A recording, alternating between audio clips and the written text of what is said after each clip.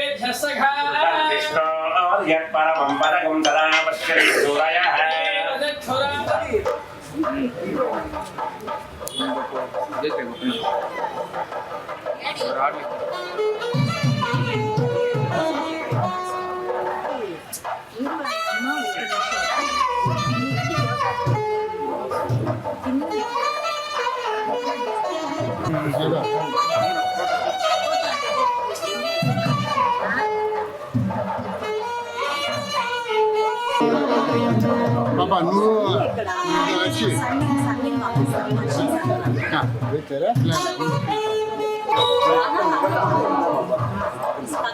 Ba, nu rama. Da, nu ane nu. అమ్మ పోతారండి.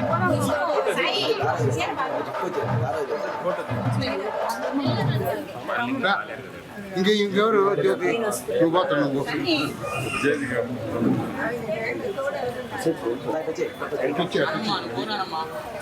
ఇంకెవరు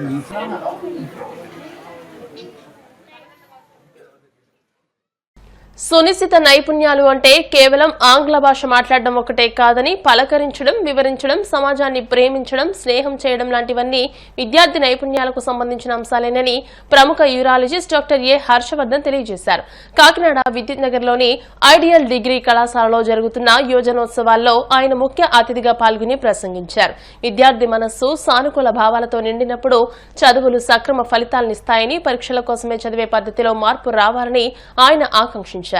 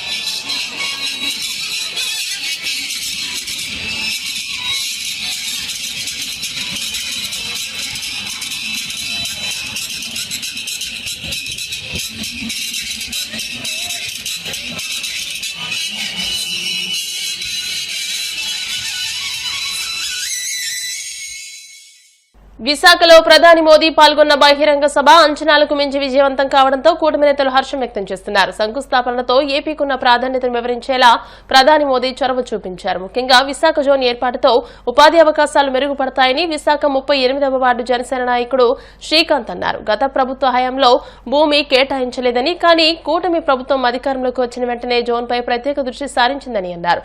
భవిష్యత్తులో కూటమి ప్రభుత్వ హయాంలో విశాఖ మరింత అభివృద్ధి చెందుతుందని ఆశాభావం వ్యక్తం చేశారు.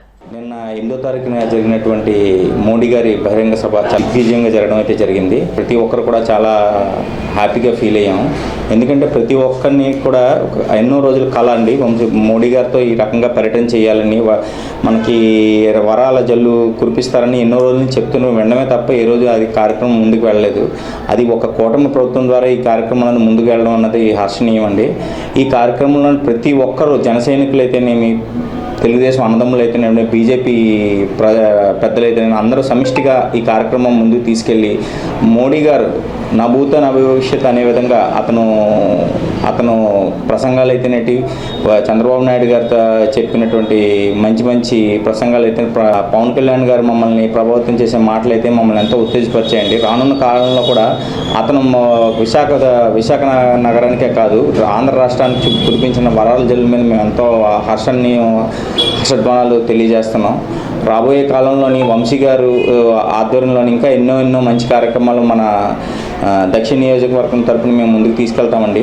రైల్వే జోన్ కోసం తెలియజేయాల్సింది ఏమంటే, గత ప్రభుత్వం హయాంలోనే రైల్వే జోన్ అన్నది మనకి కేటాయించడం అయితే జరిగింది. కాకపోతే స్థల సమీకరణ వలన వాట్ ఎవర్ ఇట్ ఈస్ ఓవరాల్గా మనకి అది ఇంకా ముందుకు తీసుకువెళ్ళలేకపోవడం వల్ల కొద్దిగా జాప్యం అయితే జరిగింది.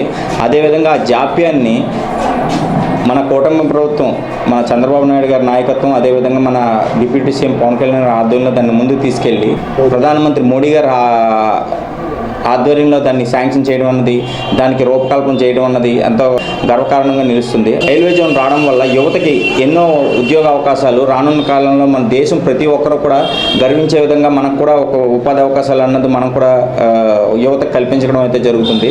దానికి బీజేపీ ప్రభుత్వానికి అదేవిధంగా మోడీ గారికి మేము కృతజ్ఞతలు అయితే తెలియజేయడం జరుగుతుంది. ఆంధ్రాకు సంబంధించిన ఎంతోమందికి ఉద్యోగ అవకాశాలు వస్తాయని మేము గట్టిగా నమ్ముతున్నామండి. అయితే రోడ్ షో అసలు కనీరిగినటువంటి ఒక కన్నుల పండగగా జరిగిందండి. ముగ్గురు నేతల్ని మేము అభిమానించే ముగ్గురు హీరోల్ని, త్రిమూర్తులు పట్టినటువంటి ముగ్గురు హీరోల్ని ఒక ఫ్రేమ్లో చూడడం అన్నది చిన్న విషయం కాదు. ఒక హీరోని చూస్తేనే మేము చాలా ఆనందపడిపోతాం. అలాగే మేము మా లెజెండరీ పర్సన్ అయినటువంటి మోడీ గారు, అదేవిధంగా మా చంద్రబాబు నాయుడు గారు, అదే మా పవన్ కళ్యాణ్ అన్నయ్య ఈరోజు మేము ఉత్సాహంగా పనిచేస్తున్నామంటే కేవలం ఒకే విధంగా చెప్తున్నామండి. ఫస్ట్ నుంచి మాలో ఉన్నటువంటి ఒక ఉత్తేజాన్ని ముందుకు తీసుకెళ్ళినటువంటి మా పవన్ కళ్యాణ్ అన్నయ్యని, అదే మా మోడీ గారిని, మా చంద్రబాబు నాయుడు గారిని ముగ్గురిని ఒకే ఫ్రేమ్లో చూడడం మాకు ఎంతో ఆనందంగా ఉందండి. దాన్ని ఎంతో చక్కగా మా కూటమి ప్రభుత్వం చక్కగా రోడ్ షోని అంతా హైదరాబాద్ నగరంలో అక్రమ నిర్మాణాలు, కబ్జాలపై ఉక్కుపాదం మోపుతున్న హైడ్రా మరోసారి రంగంలోకి దిగింది. నగరంలోని మణికొండలో ఉన్న నెక్నాంపూర్ చెరువులో అక్రమ నిర్మాణాలను నేలమట్టం చేస్తుంది. లేక్ వ్యూ విల్లాస్ లో అధికారులు కూల్చివేతలు చేపడుతున్నారు. స్థానికులు చెరువు కబ్జాకు పాల్పడి అక్రమంగా నిర్మాణాలు చేపట్టారని నిర్ధారణ కావడంతో వాటిని కూల్చివేయాలని హైడ్రా చీఫ్ రంగనాథ్ అధికారులకు ఆదేశాలిచ్చారు. నిర్మాణదారుల నుండి ఎలాంటి అవరోధాలు ఎదురుకాకుండా భారీ పోలీస్ బందోబస్తు మధ్య కూల్చివేతలు చేపట్టారు. వార్తలు ముగించే ముందు ముఖ్యాంశాలు మరోసారి. జగన్, ఆయన అనుచరులు సవాల మీద పేలాలు ఏర్కొనే రాజకీయం చేస్తున్నారు. తీవ్రస్థాయిలో ధ్వజమెత్తిన మంత్రి ఆనం రామనారాయణ రెడ్డి.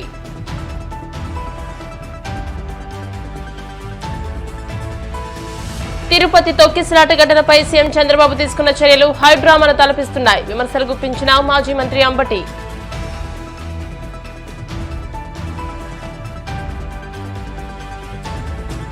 గోవిందనామ స్మరణతో మార్మోగిన కోనసీమ తిరుమల, వాడపల్లి వెంకన్న దర్శనానికి పోటెత్తిన భక్తజనం.